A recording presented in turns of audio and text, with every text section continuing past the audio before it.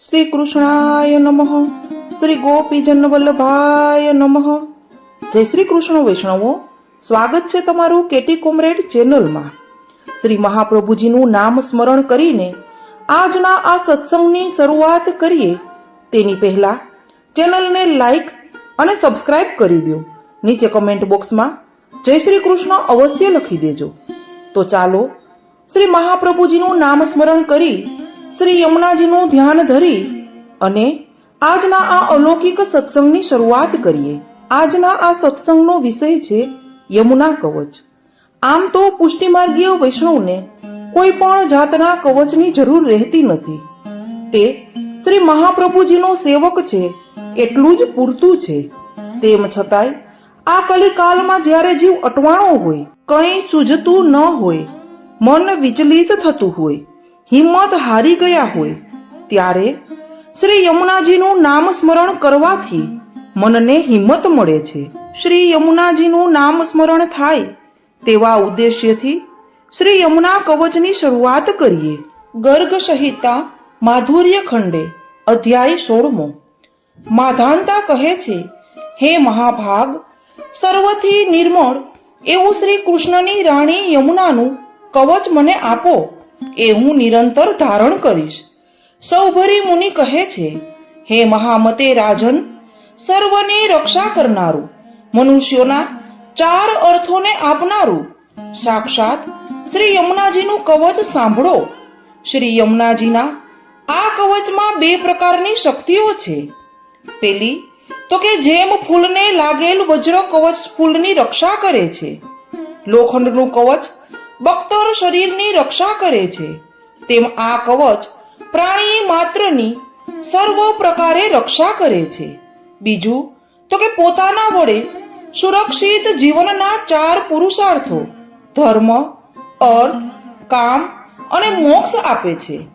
કવચને ધારણ કરવાની રીત તો કે સૌ પ્રથમ સ્નાન કરી પૂર્વાભિમુખ એટલે કે પૂર્વ દિશા તરફ મોં રાખી દર્ભાસન પર બેસવું. બ્રાહ્મણે સંધ્યાવંદન કરવું. પછી મૌન ધારણ કરી નેત્રો મીચી શ્રી યમુનાજીના સ્વરૂપનું ધ્યાન કરવું. શ્યામ સુંદર સ્વરૂપવાળા શ્રી યમુનાજી 4 ભુજાઓ અને કમળદળ લોચનથી સુંદરી સ્વરૂપે રથમાં બિરાજમાન છે. આ પ્રકારે ધ્યાન કરી શાંત અને પ્રસન્ન અને એકાગ્ર ચિત્તથી અર્થના અનુસંધાન પૂર્વક આ કવચનો પાઠ કરવો. માધાંતા કહે છે, હે મહાભાગ, હે મુનિ, શ્રી કૃષ્ણના મહારાણી શ્રી યમુનાજીનું સર્વત્ર વિમળ એવું પરમ પવિત્ર કવચ મને આપો. હું સર્વદા એ કવચને ધારણ કરી રાખીશ. સૌભરી ઋષિ કહે છે, પ્રાણી માત્રની સર્વ પ્રકારે રક્ષા કરવા વાળા, ધર્મ, અર્થ, કામ, મોક્ષ આપનારા એવા સાક્ષાત શ્રી યમુનાજીનું કવચ, હે મહામતી વાળા માધાંતા રાજા, તમને કહું છું તે સાંભળો. શ્યામ સુંદર સ્વરૂપ 4 ભુજાઓ વાળા, કમળદળ સમાન નેત્રો વાળા, સુંદરી સ્વરૂપ રથમાં બિરાજમાન થયેલા એવા શ્રી યમુનાજીનું મનુષ્યે પ્રથમ ધ્યાન કરવું ને તત્પશ્ચાત આ કવચને ધારણ કરવું. પછી સ્નાન કરી પૂર્વાભિમુખ બેસી મૌનતાથી દર્ભાસન પર બેસી સંધ્યાવંદન કરી દર્ભથી શિખા બંધ કરી સ્વસ્તિકાસન કરી બ્રાહ્મણે આ પ્રકારે કવચનો પાઠ કરવો. હે શ્રી યમુનાજી, તમે મારા મસ્તકની રક્ષા કરો. હે કૃષ્ણા, તમે મારા 2 નેત્રોની રક્ષા કરો. હે શ્યામા, તમે મારી 2 ભ્રુકુટીની રક્ષા કરો. હે નાકવાસીની, ગોલોકવાસીની, તમે મારી નાસિકાની રક્ષા કરો. હે સાક્ષાત પરમાનંદ રૂપા, તમે મારા 2 ગાલની રક્ષા કરો. હે કૃષ્ણના વામ ભાગમાંથી પ્રગટ થયેલા હે યમુને, તમે મારા 2 કાનની રક્ષા કરો. હે કાલિંદી, તમે મારા 2 હોઠની રક્ષા કરો. હે સૂર્યકન્યા, તમે મારી હડપચીની રક્ષા કરો. હે યમભગિની, તમે મારા 2 ખભાની રક્ષા કરો. હે મહાનદી, તમે મારા હૃદયની રક્ષા કરો. હે શ્રી કૃષ્ણ પ્રિયા, તમે મારા માસાની રક્ષા કરો. હે તટીની, તમે મારી બે ભુજાઓની રક્ષા કરો.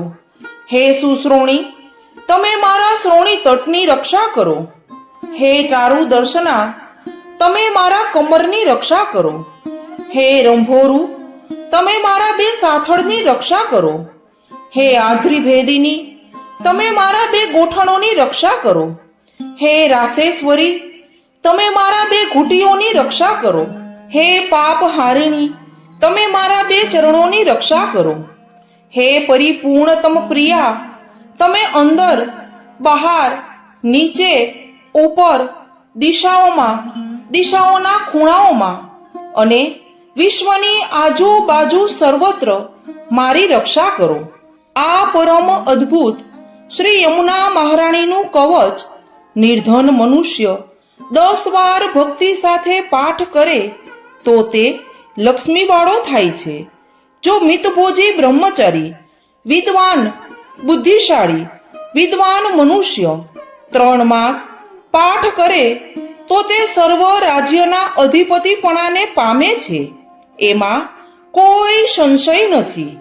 જો પ્રયત્નશીલ મનુષ્ય ભક્તિથી શ્રી યમુનાજીના કવચનો 3 માસ પર્યંત 110 વાર પાઠ કરે તો શુંનું શું ન થાય, સઘળું જ ઈષ્ટ થાય છે. જે મનુષ્ય પ્રાતઃ કાળમાં ઉઠી આ કવચનો પાઠ કરે તો તે સર્વ તીર્થોના ફળને પામે છે અને અંતે યોગીને પરમ દુર્લભ એવા પરમધામ ગોલોકવાસને પામે છે. તો વૈષ્ણવો, યમુના કવચ અહીં પૂર્ણ થાય છે. આપણા શ્રી યમુના મહારાણીજી તો પરમ દયાળુ અને પરમ કૃપાળુ છે. તે કંઈ માંગીએ ત્યારે જ આપે એવું નથી. એ તો ભક્તોના મનની વાત સદાય જાણે જ છે. પુષ્ટિ માર્ગ તો કૃપાનો માર્ગ છે.